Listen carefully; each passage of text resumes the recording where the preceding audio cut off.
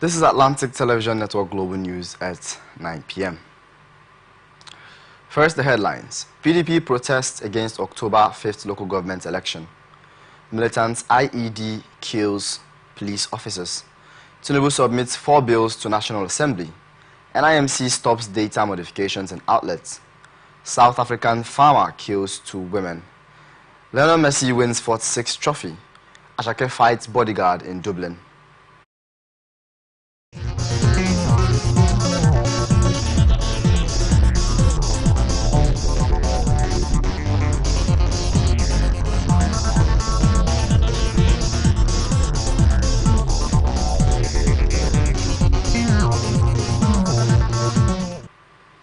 And now to the rest of the stories. PDP in River State has stated categorically that the proposed October 5th local government area elections in River State will not hold. In view of the Federal High Court order stopping the RISEC from conducting the election, our correspondent completes this report.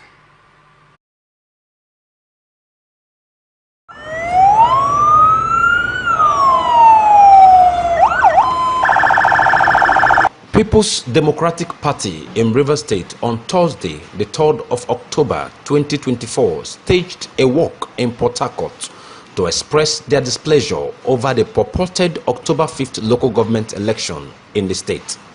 The walk, which kick-started at the state PDP secretariat in Aba Road, Port Harcourt on Thursday, saw party faithfuls, stakeholders troop out en masse for the protests.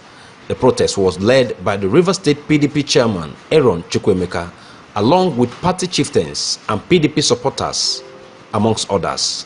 The protesters marched through to the DSS office in Port Harcourt to register their grievances and petition, stating reasons why the said October 5th local government election should not hold in the state.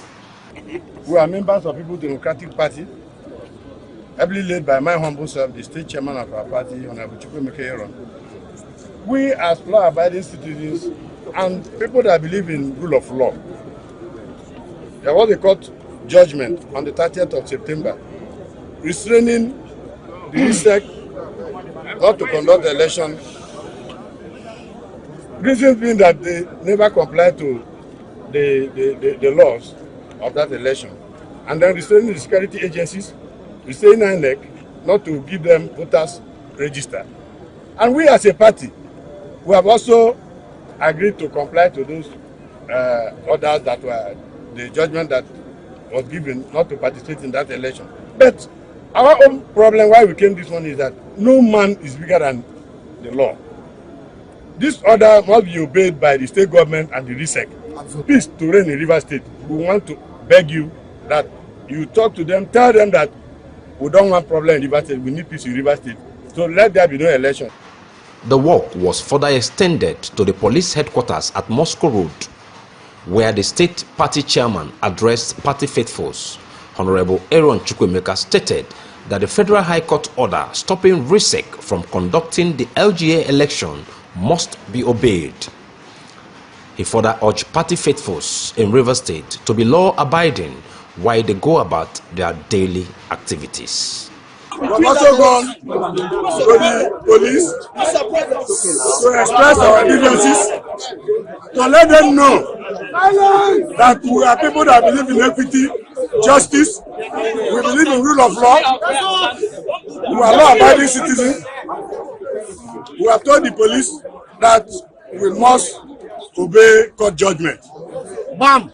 PDP as a party, we believe in rule of law. Yes, no person is above the law. Yes. So for the election that they said they will have on Saturday, we are not party to it. Yes. No election because we are not going to participate because of the court judgment. We have notified the police, we have notified all the security agencies, and INEC yesterday said they have never released any voters register to any person. Yes. And we must abide to that. Yes.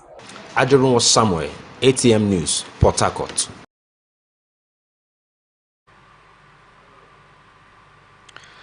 Analyst has picked holes in the Saturday, October 5th River State local government election, adding that it did not follow due process.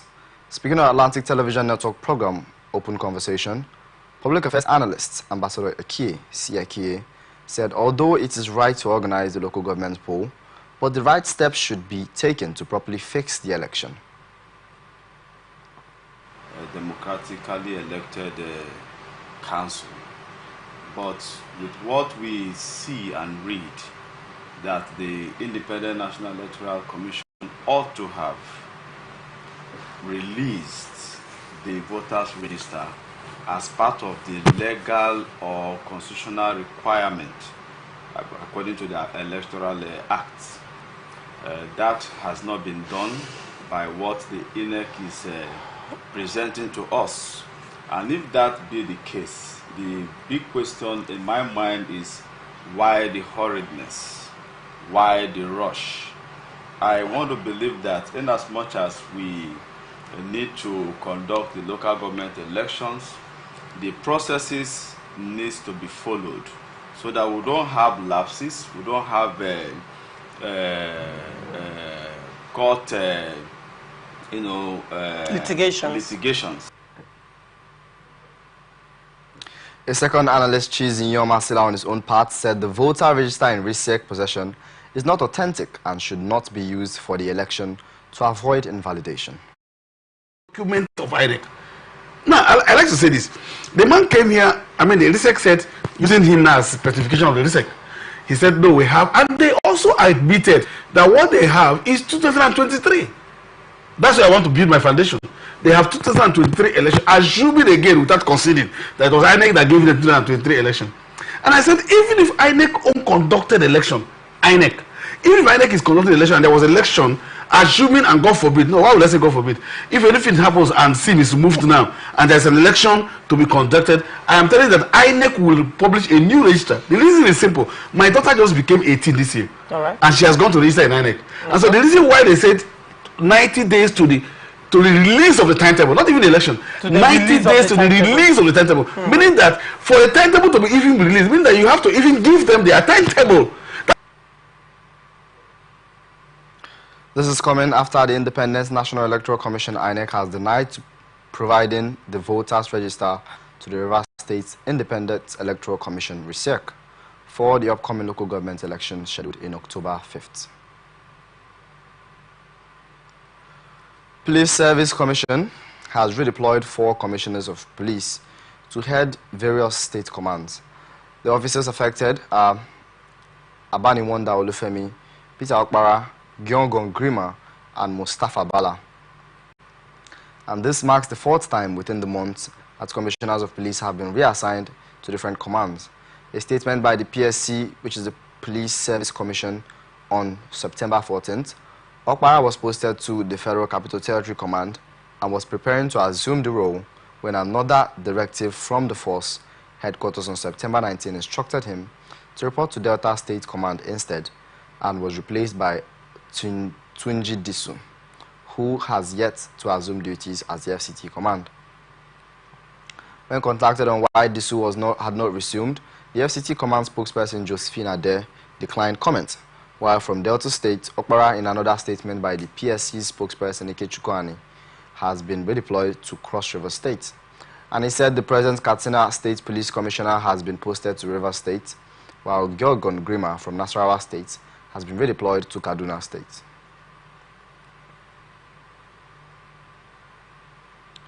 The 34-year-old suspected kidnapper and armed robber Benson Ogenevari has been killed in a gun duel between members of his own criminal gang and a police surveillance team from Ovian Alaja division in Udu local government area of Delta State.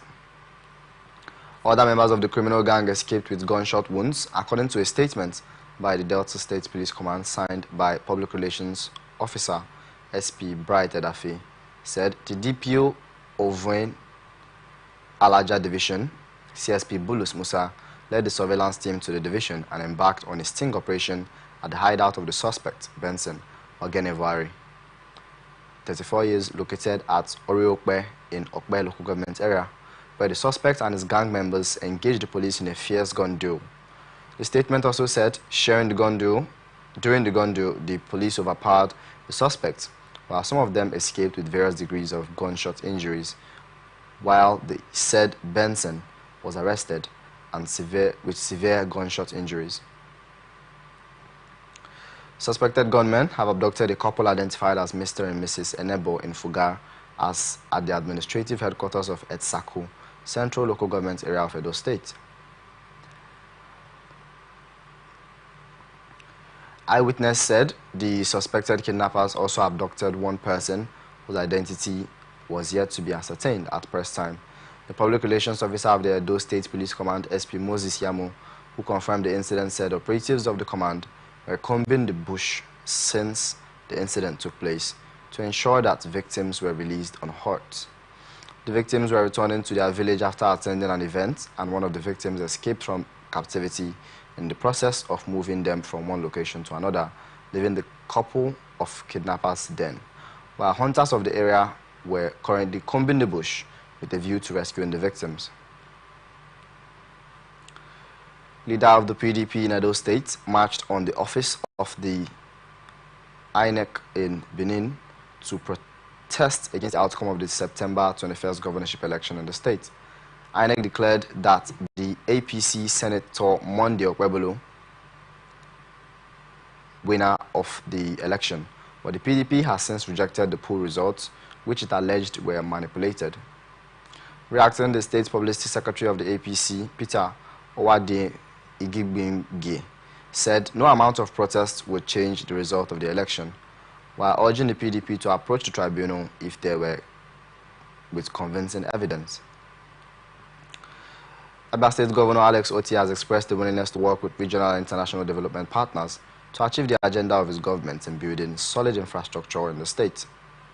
The governor, who disclosed this while unveiling the construction of 19.1 kilometers Itungwa Omoba Amaise Amari to Mboko, Ahiabaobi and Nkwoelechi Road, a pilot project of the Rural Access Agricultural Marketing Project at Omoba Isialangwa South Local Government Area, said he paid 600 million naira counterpart funding for the project, as well as approved the release of another 2.6 billion naira to facilitate effective project execution and cut down incidences of delays over the entire project cycle.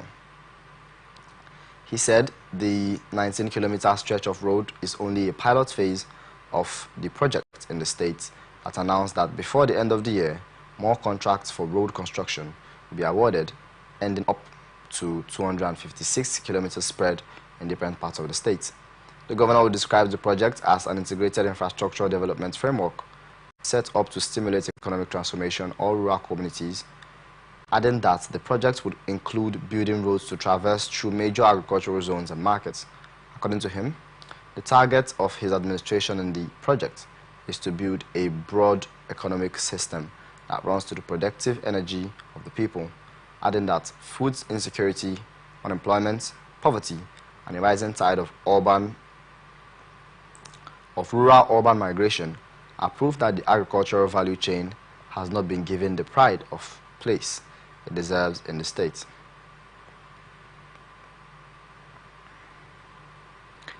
Ahead of the November 2nd local government elections in Abia State, the state chapter of the Labour Party has called on the public to disregard comments by the party former chairman, C.K. Gara, regarding the sale of nomination forms. A statement issued by the party's acting chairman in the state, Emmanuel Oti, urged party members to obtain their nomination forms from the Labour Party Secretariat in Umuahia, state capital, adding that all official statements or instructions concerning the party activities in the state must come from the caretaker committees. He said any contrary information should be regarded as an act of impersonation and reported to the appropriate authorities. Meanwhile, the Labour Party has announced its schedule of activities for the local government election primary election in the state, adding that the sale of nomination and expression of interest forms has commenced. Further added that the submission of the completed forms and screening of aspirants will take place on Thursday, October 3rd, while the primary election for chairmanship and councillorship candidates will be held on Friday, October 4th, 2024.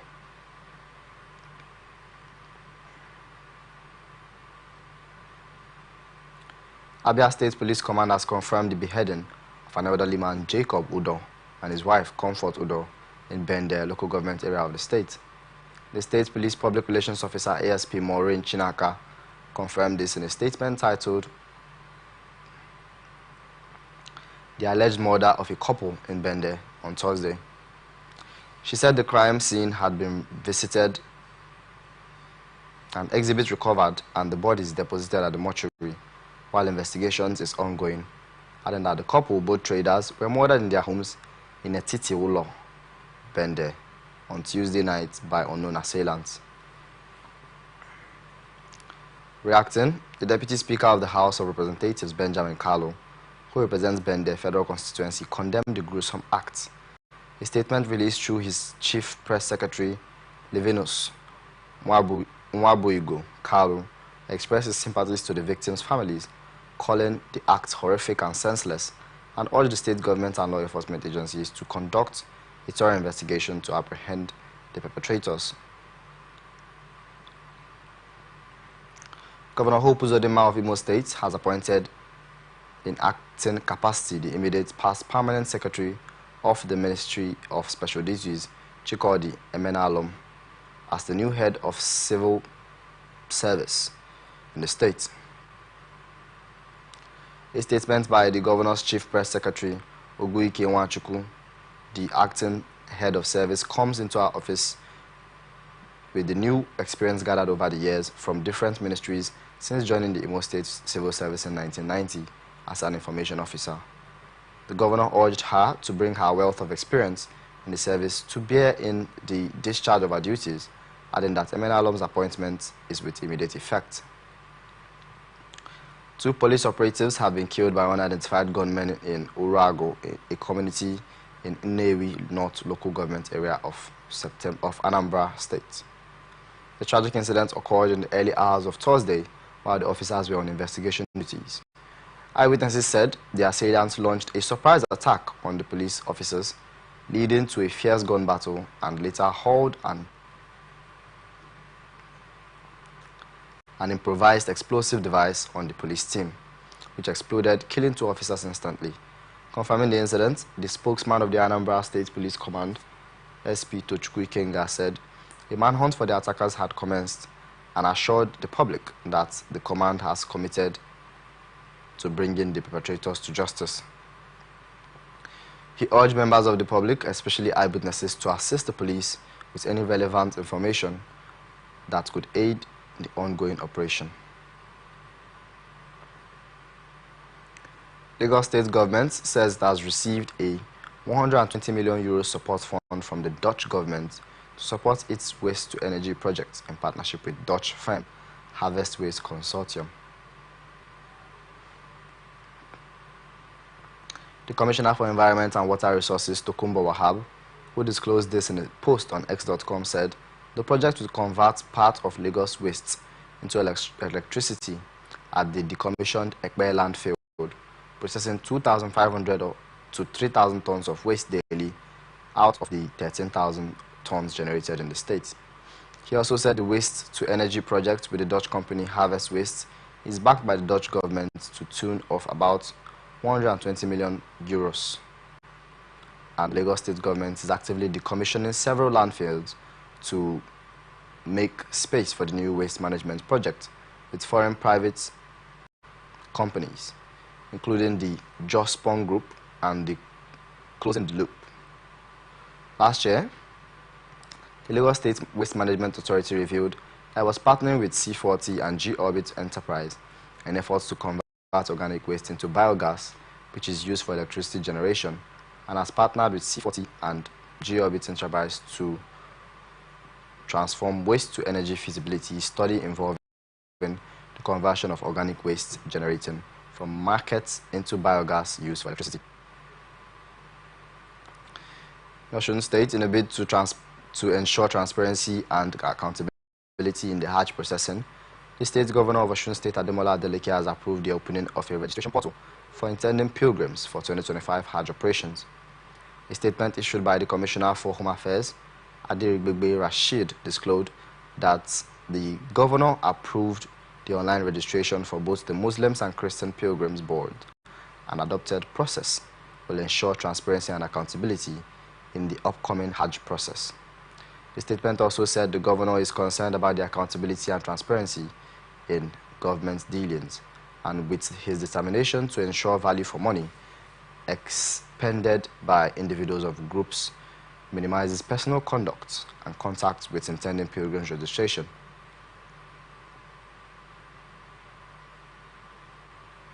Following the call by some youths in Ondo State, the resident electoral commissioner of the state, Oluwatoyin Babalola, be redeployed ahead of the November 16th governorship election. The REC described the allegation raised against her as false. Babalola says she does not have a preferred candidate in the incoming pool and never had any clandestine meetings with Governor Lucky Aiyedatiwa, as well as the leadership of the APC. This is coming after youth in the state, under the banner of the Ondo Youth State, on Wednesday, during a protest in the state headquarters of the Independent National Electoral Commission, accusing the REC of having affiliation with the APC and that she had been secretly meeting with Aiyedatiwa ahead of the November 16th governorship poll. While dismissing the allegations raised in a petition submitted to the national chairman of the Independent National Electoral Commission, Professor Mahmoud Yakubu, by the protesting youths, the REC said she had been relating with all political parties and assured that the election would be free and fair and also credible.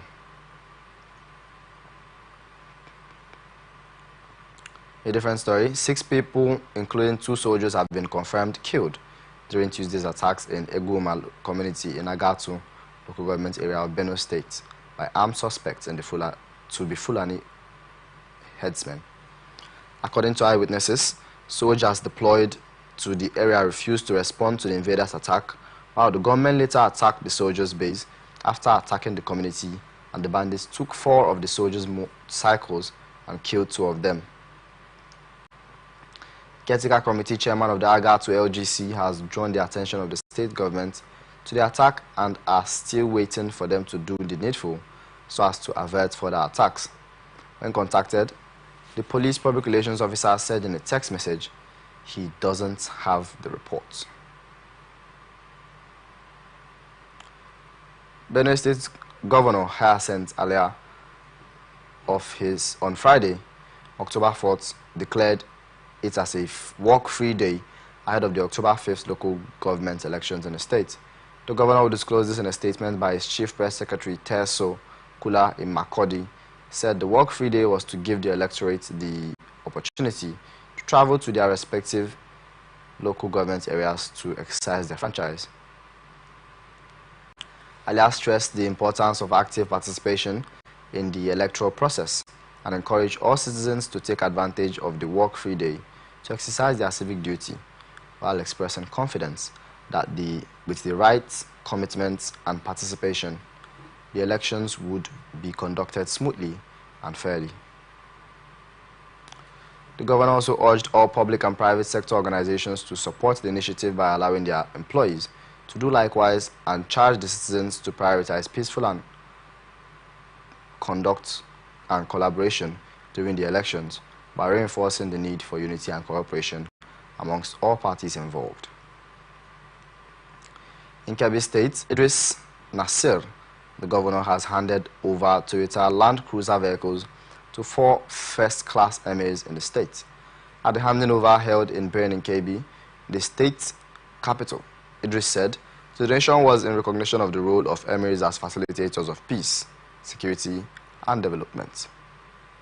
The traditional rulers are the Emir of Gwandu, Alhaji Muhammadu Laisu Bashar, Emir of Argungu, Alhaji Samaila Mohammed Mera, and the Emir of Yauru, Dr. Mohammed Zayu Abdullahi, and the Emir of Zuru, Alhaji Mohammed Sani Sami. The government has also given new vehicles to members of the House of Assembly, commissioners, securities services, and chairman of the board, departments and agencies for optimal operation. Idris reiterated the commitment of his administration to seek constitutional roles for traditional rulers.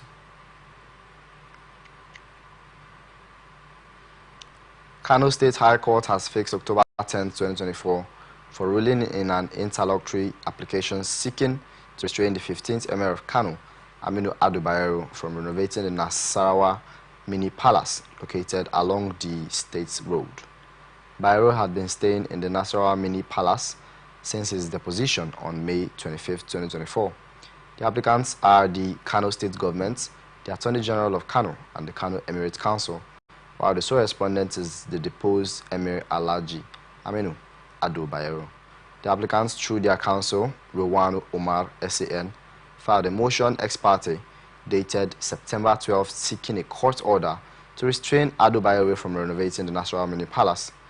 When the case came up for hearing, Habib Akilu, who appeared for the applicants, told the court that the defendant was not represented and that the substantive suit was ripe for hearing, and moved the interlocutory application seeking to stop the defendant from reconstructing or changing the mini palace.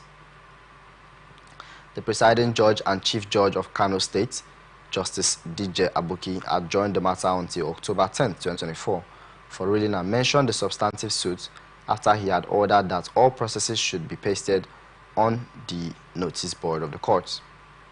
You're watching the Global News and Atlantic Television Network. We'll be back after this short break.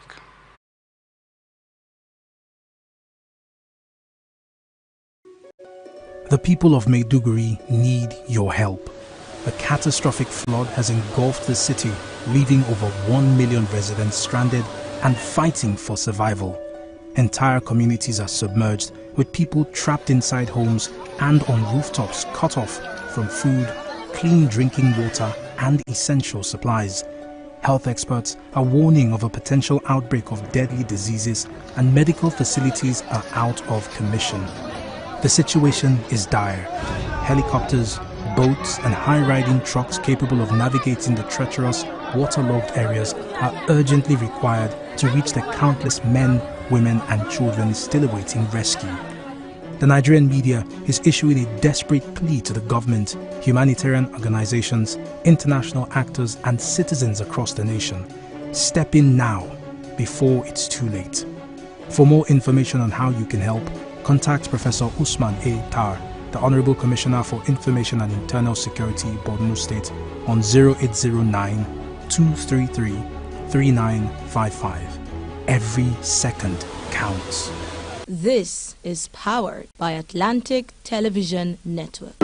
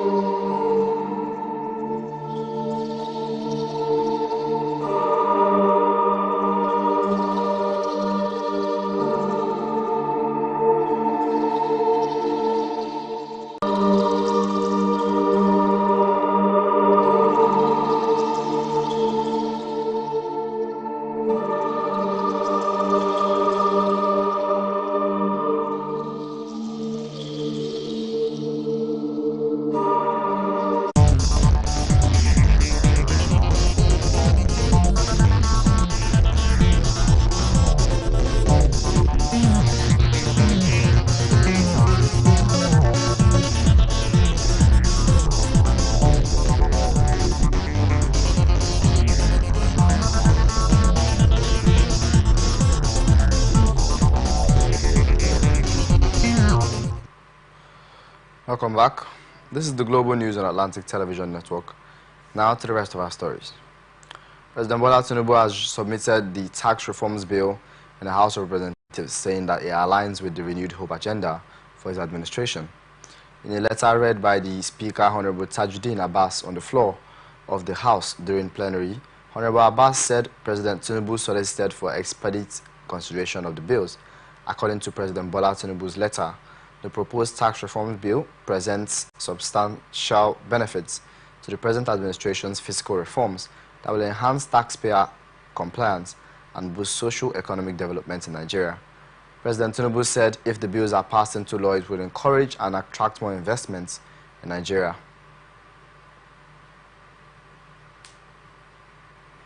One of the bills is, the number one is Nigerian tax bill, which should provide a consolidated fiscal framework for taxation in Nigeria. The second one is Nigerian Tax Administration Bill, which shall provide a clear and concise legal framework for the fair, consistent, and efficient administration of all the tax laws to facilitate ease of tax compliance, reduce tax disputes, and optimize revenue. The third bill is respect of the Nigerian Revenue Service Establishment Bill, which seeks to repeal the Federal Inland Revenue Service Establishment Act number 13 of 2007 and establishes the Nigerian Revenue Service to assess, collect, and account for revenue accruable to the government of the Federation. The fourth one is the Joint Revenue Board Establishment Bill, which shall establish the Joint Revenue Board, the Tax Appeal Tribunal, and the Office of the Tax Ombudsman for the harmonization, coordination, and settlement of disputes arising from revenue administration in Nigeria. The proposed tax bills present substantial benefits that align with my government's objectives and fiscal reform and economic growth by enhancing taxpayer compliance, strengthening our fiscal institutions, and fostering a more effective and transparent fiscal regime. In this way, I'm confident that these bills, once passed into law, will encourage investment, boost consumer spending, and stimulate the economy. The tax reform bills are the Nigerian Tax Bill, Nigerian Tax Administrative Bill, Nigerian Revenue Establishment, and the Joint Revenue Board Establishment Bill. Bill to establish the South Development Commission has been passed second reading in the Senate. The proposed commission, according to the bill sponsored by Senator Ekpeyong Asukwa representing Cross River South, said, I will receive and manage funds from the federal account allocation and other sources, donations, aids, grants for integration, development, resolution, on infrastructural deficits, militancy, communal crisis, as well as tackle ecological, environmental problems, including other similar matters. Similar bills concerning the 5 geopolitical zones have been signed into law. Speaking on the bill, Senator Serake Dixon, representing Bayelsa Central, maintained that the South-South Development Commission, if approved, would develop the region, adding that the NDDC was a resource-based commission, as only states that oil could benefit certain percentages of oil production, and not all states in the South-South are benefiting from the NDDC. Senator Suleiman Kawu, representing Kano State, and Enyinaya Araibe, representing Abia South, while leveraging on Serake Dixon's explanation on the differences between NDDC and South-South Development Commission, supported the bill, while in his remarks, the Senate President, Godswill Akpabio, thanked the sponsor of the bill for his foresight and commended senators from their geopolitical zones for their understanding. The bill was passed for second reading through voice votes and was referred to the Senate Committee on Special Duties. House of Representatives has urged the Attorney General and Ministry of Justice to review cases of individuals held in pre-trial detention for an extended period and take necessary steps to expedite their trials. It also urged the judiciary to adopt innovative case management strategies which ensures timely hearings and special consideration for individuals who have endured an undue amount of time in pretrial detention. This was equal to the adoption of motion by Honorable Ahmed Mohammed, representing Zamfara, during plenary on Thursday. Honorable Mohammed observed that a significant number of individuals are detained for minor offences requiring minimal or no extensive investigation, and concluded that the delays in adjudicating legal matters is a main cause of prison congestion, which ultimately violates the rights of the accused and erodes public confidence in the judicial system. Observes that numerous individuals are languishing in prolonged pretrial detention, often exceeding legal limits by years, thereby violating their rights and contributing to prison overcrowding. Also observes that a significant number of these individuals are detained for minor offences requiring minimal or no extensive investigation. Concerned that the delay in adjudicating legal matters results in prison congestion, violates rights of the accused, and erodes public confidence in the judicial system. Alarmed that the trial delays dissuade witness appearances and compromise the integrity of the judicial process. Cognizant of the need to address this systemic injustice and uphold the fundamental rights of a fair trial for all. In a recent related development, the House of Representatives has directed its Committee on Sports to conduct a thorough investigation into the factors behind Nigeria's poor performance in the 2024 Paris Olympics, and to recommend both short and long-term reforms to prevent a repeat of such disappointing outcome. It also resolved to investigate the utilization of funds allocated for the team's preparations and participation at the event. The decision was reached by the House following a motion brought up by the floor of the House of Honorable Adebayo Adeshola, representing Lagos, under matters of urgent public importance. Over 12 billion budget was presented as the requirement for a successful outing at the 2024 Olympics and Paralympics, and it was approved by President Bola Tinubu. The House further recalls that before the Olympics, the Minister of Sports Development, Senator John Eno, revealed in a statement signed by his SA media, Diana Merinsan, the extensive efforts being made to ensure that Team Nigeria was well prepared to compete for honors at the prestigious global event. The House is worried that the 2024 Paris Olympics Games came to a close on Sunday, 11th August 2024, with Team Nigeria returning disgracefully without a single medal, a mimicry of the woeful outing of 12 years ago in the London 2012 Olympics, in spite of the enormous investment and preparations for the actual event. Worried further that again in Paris 2024 Olympics, like Helsinki in 1952, Melbourne in 1956, Rome in 1960, Mexico in 1968, Seoul in 1988, and London 2012, Nigeria failed to win a single medal. The House also approved the reimbursement of 9.56 billion to Nasarawa State and 15 billion naira to Kebbi State, respectively, for the federal takeover of newly constructed cargo facilities. The House adjourned its plenary session until next week, Thursday. Analysts have advised members of the National Assembly to prioritize their legislative duties. Speaking of Atlantic Television Network, Atlantic Blowout, public affairs analyst Ugochukwu Ifeanyichukwu urged the lawmakers to make laws that would better the lives of citizens rather than focus on national honors.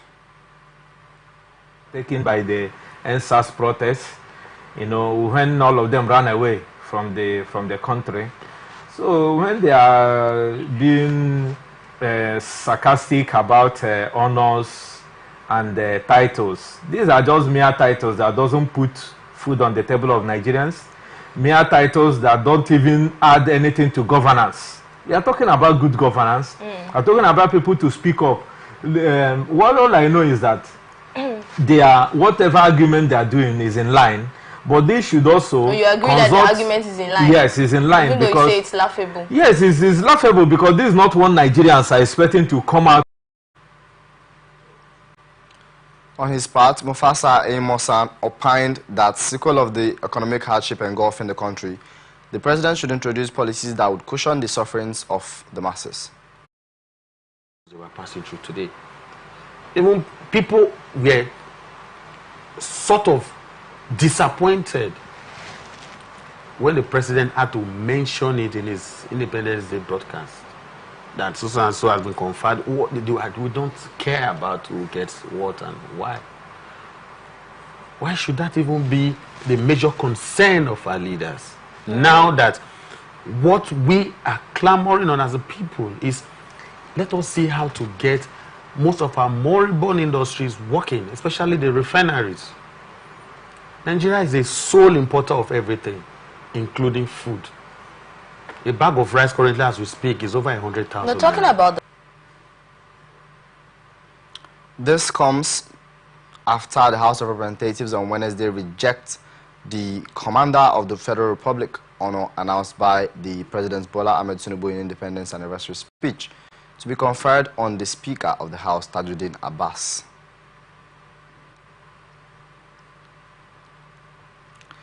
In a different story, Academic Staff Union of Universities has criticized the current state of governance in the country, describing the country as being a hopeless state due to corruption and poor leadership.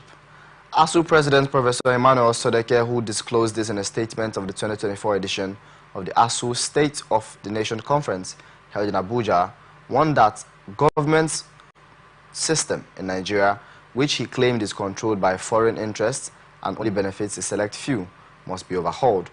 He expressed disappointment that Nigeria's wealth, despite having it, citizens continue to suffer in poverty, calling for the country's resources to be used for the common good, and emphasized that ASU's mission goes beyond advocating for improved conditions for its members, but also improves protection and includes advancing the social, economic, and cultural interests of the Nigerian people. He said ASU was established in 1978 to champion these causes, and since then it has continued to organize national conferences aimed at generating ideas for better governance, and lamented that the failure of the past governments to implement resolutions from the 1984 conference has contributed to today's challenges. Key issues highlighted by the ASU at the time included chronic shortages of essential goods and services, infrastructure collapse, mass unemployment, high inflation, and the exploitation of Nigeria's resources by foreign dignitaries and firms, aided by local elites, while calling on the government to urgently address the current crisis and implement solutions that will rescue Nigeria from the stronghold of foreign and local exploiters. Abdul Salami Abubakar, the former head of state, says the ongoing insecurity in the northern part of the country is caused by poverty, unemployment, institutional failures, and other factors, adding that the issues have created a fertile ground for insecurity to thrive, with devastating impact on the country. Abubakar, who spoke in the inaugural international lecture, urged Nigerians not to lose faith in the fight against insecurity, adding that combating insecurity is a responsibility for every individual, and also called on citizens to collaborate with the government and security agencies to ensure and to address the issues of insecurity.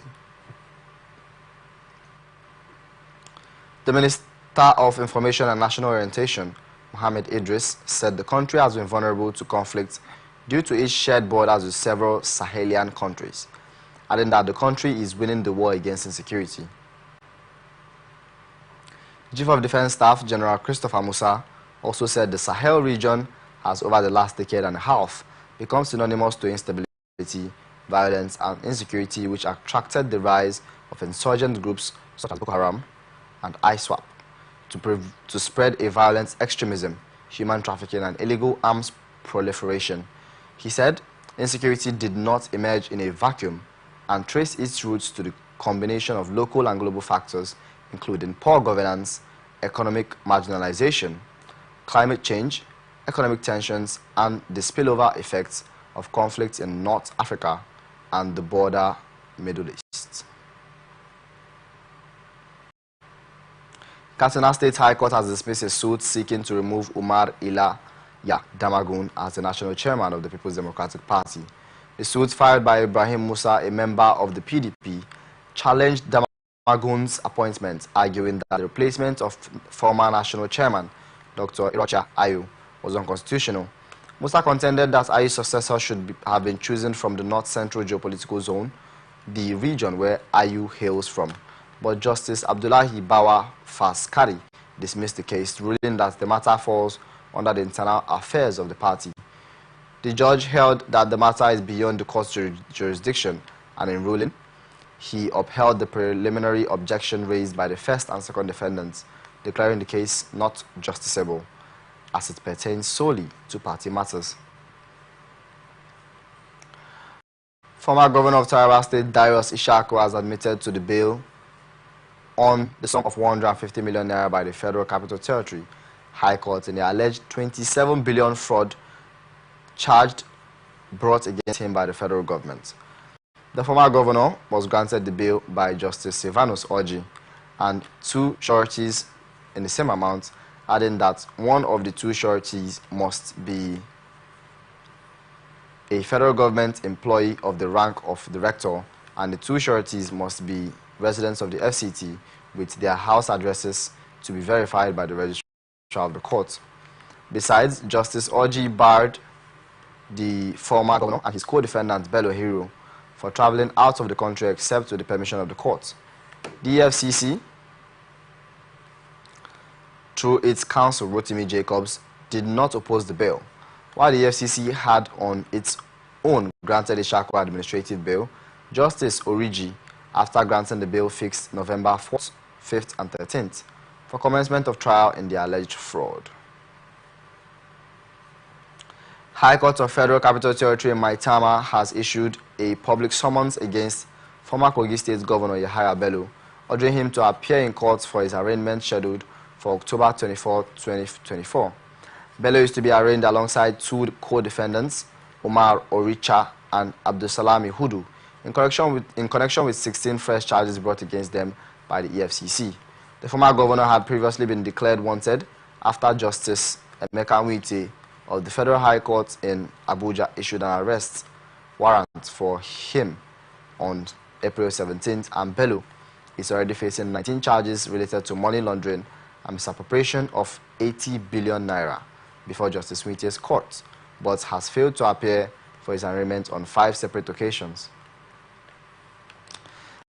Justice Marianne Ane, before whom the new charges have been filed, ruled on Thursday that Bello must present himself before the court to defend the latest allegations of criminal breach of trust involving 110.4 billion naira, adding that the summons follows an application by the EFCC, which stated that it had been unable to serve Bello with a new charges filed on September 24. The EFCC claimed that Bello and his co-defendants misappropriated funds entrusted to them. In her ruling, Justice Ane directed the EFCC to publish the public summons in a widely circulated newspaper and to paste copies of the summons of Bello's last known address and in visible locations within the premises of the courts.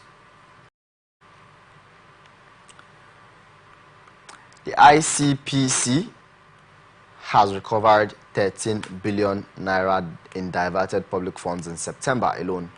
ICPC Chairman Dr. Musa Aliyu, who disclosed this in an address of welcome at the launch of the ICCP Strategic Action Plan 2024 to 2028 in Abuja, described the feat as a remarkable achievement, adding that the impressive haul is a testament to the Commission's relentless efforts at combating corruption and ensuring accountability in Nigeria.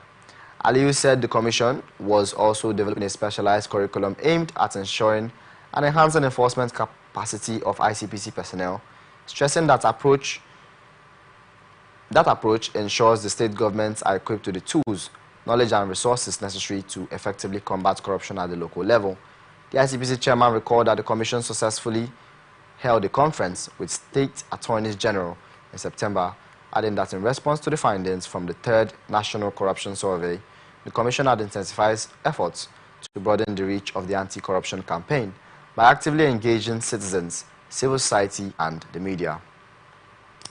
Justice Evelyn Maha of a federal high court in Abuja has issued an order restraining the Directorate of the Road Traffic Services, commonly known as the Vehicle Inspection Office, from stopping, impounding, or confiscating vehicles on the road. The court also barred the road traffic services from imposing fines on motorists. The judgment delivered on October 2nd by Justice Maha stemmed from a fundamental rights enforcement suit filed by human rights activist and public interest attorney Abubakar Marshall. Justice Maha, in a judgment, agreed with the applicant's intentions that there is no legal basis for the VIO and its officials to stop, impound, or confiscate vehicles or to levy fines against motorists.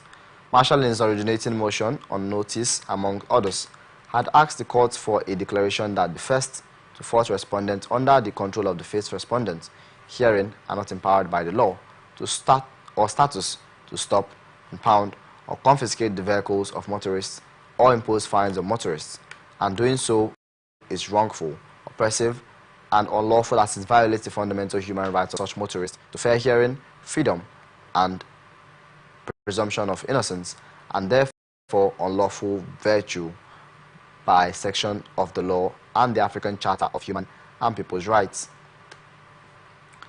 The court, in its judgment, issued a restraining order against the respondents, preventing them and their agents from impounding or confiscating vehicles or imposing fines, labeling such actions as wrongful, oppressive, and unlawful. Justice Maha further granted a perpetual injunction to protect the rights of Nigerians, ensuring their freedom of movement, presumption of innocence, and rights to own property without unlawful justification.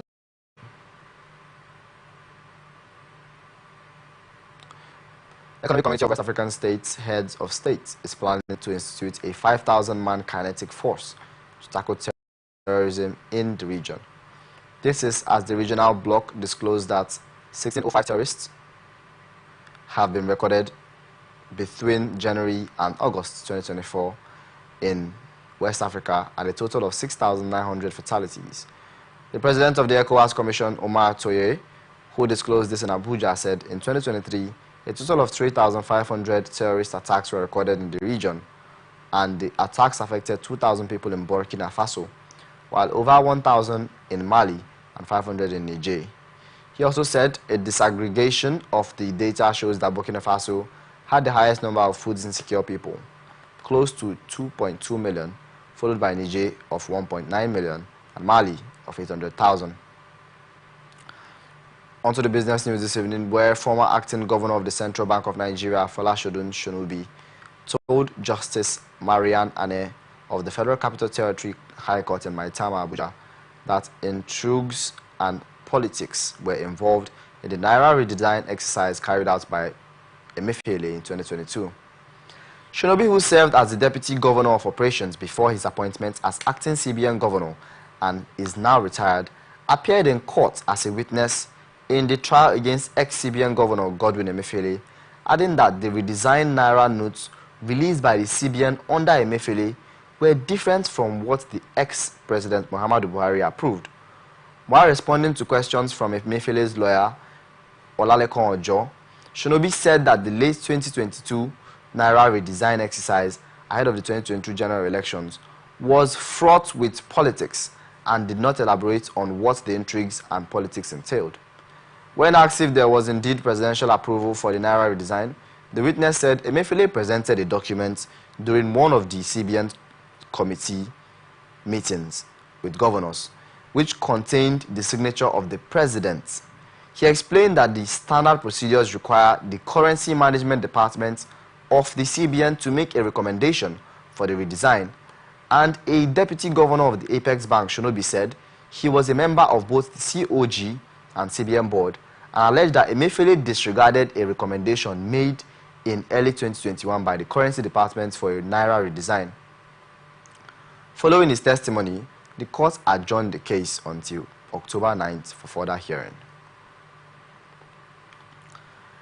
National Identity Management Commission has stopped all data modification services at its National Identification Number Enrollment Centers. The Commission disclosed this in a video posted on its official X platform, directing citizens to its online self-service modification portal, adding that the shift was expected to eliminate the long wait times and queues often associated with in-center services, offering greater convenience to users. The National Identity Manager said, as part of our ongoing efforts to enhance the National Identity Management System, which is the NIMC, we have introduced a significant policy change across all enrollment offices nationwide, adding that the modification activities will no longer be conducted at enrollment centers, and we have launched a convenient self-service modification portal, empowering Nigerians to update their information by themselves, securely and efficiently online.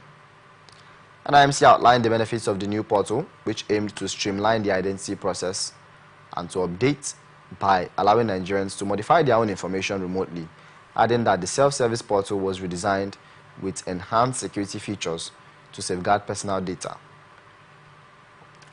It was also made to ensure a secure and efficient process for updating identity and information.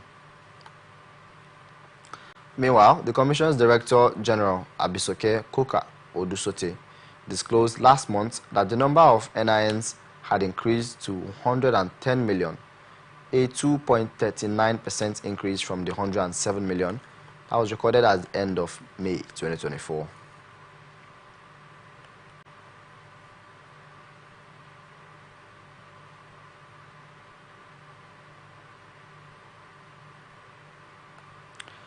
And that's the global news for tonight. Before we go, another look at the major headlines.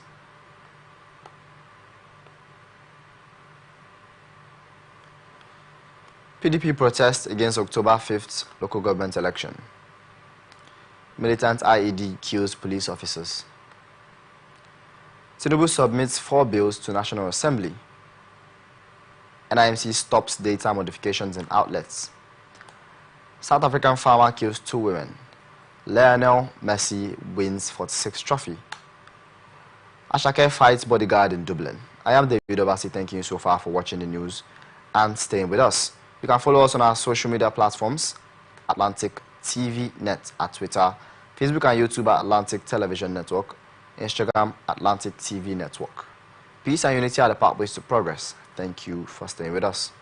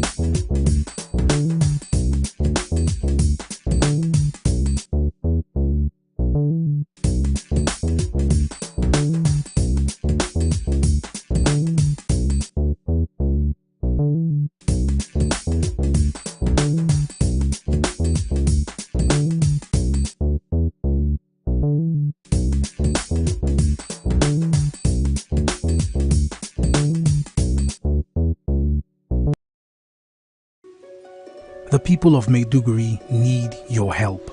A catastrophic flood has engulfed the city, leaving over 1 million residents stranded and fighting for survival.